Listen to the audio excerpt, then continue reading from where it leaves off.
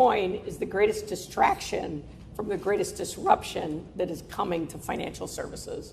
I think AI is probably the other big disruption there. But and there's so much noise around a lot of things like FTX and others. But if you bring the technology down to its core value, it does three things. One is it allows a payment mechanism. Number two, it allows smart contracts to be programmed into the token.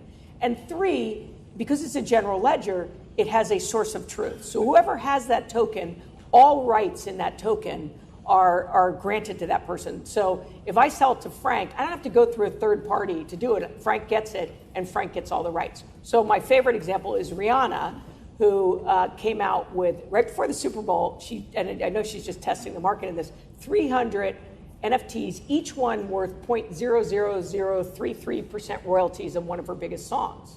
Well, why can she do that? She can do it because when Spotify plays a Rihanna song, it can capture, the smart contract executes and says, I owe royalties here.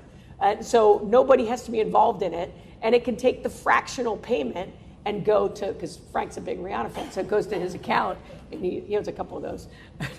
And he's paid, right? So now think about any way in which you have revenue streams or royalty streams that you can now start to fractionalize that or democratize that, and think about how that is an uncorrelated asset to all the traditional assets. So other examples is, I think that athletes are they'll sign a big contract, they'll say to their fans, I'm going to sell off, tokens worth 10% of my future revenue stream. I'm going to, 100,000 tokens, and boom, the fans are going to probably pay a premium for it.